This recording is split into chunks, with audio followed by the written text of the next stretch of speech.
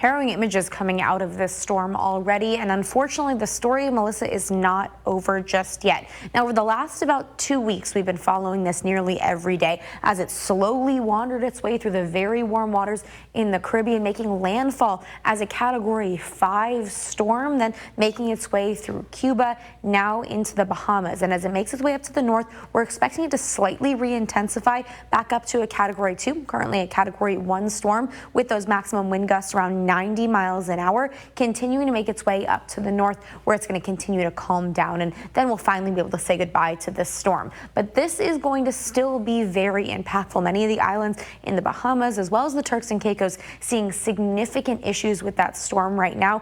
And here is what it looks like on our satellite imagery. So here's what we saw over the last couple of hours as it's finally said goodbye to portions of Cuba. It really started to re-intensify. These waters are hot, and that's all the energy that the storm needs to re-intensify back to all of that, including significant areas of lightning and thunder, those strong winds, storm surge upwards of 10 feet, and still the chances for over a foot of rain for many of these islands. Looking a little bit closer, you can see that explosive nature of the storm making its way through many of these islands. We're expecting to see some significant devastation there as well, especially for communities that are quite close to sea level. So we're going to still talk about that quite a bit over the next few days, but at least here on the Central Coast, here's what our weather is looking like. We saw a big high pressure. It was sitting right around here for the last couple of days. It has since calmed down. It has started to dissipate and move down to the south of us.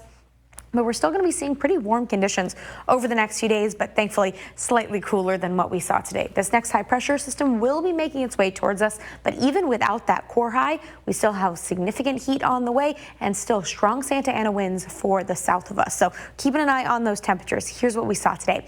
92 up in San Luis Obispo, 93 in San Ynez, 86 in Santa Barbara, 88 in Paso Robles. These temperatures 10 to 15 degrees above normal for this time of the year. Definitely not something that we typically see in October. We're still seeing some of those warm conditions even now. It's past 6 p.m. We still are about 75 degrees in both San Luis Obispo and Paso Robles, 77 in San Ynez, 80 degrees in Santa Barbara.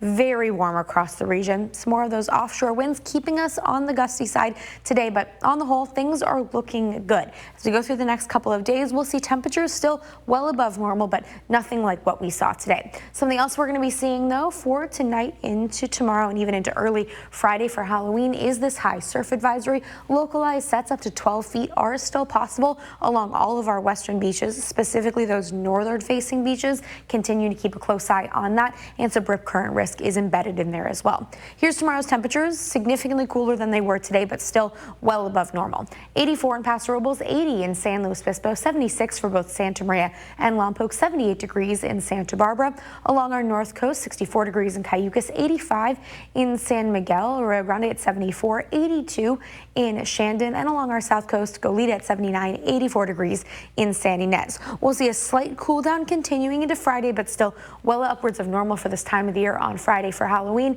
No concerns for those trick-or-treaters, and we're going to be staying really comfortable all the way through the extended forecast with very little change in our temperatures.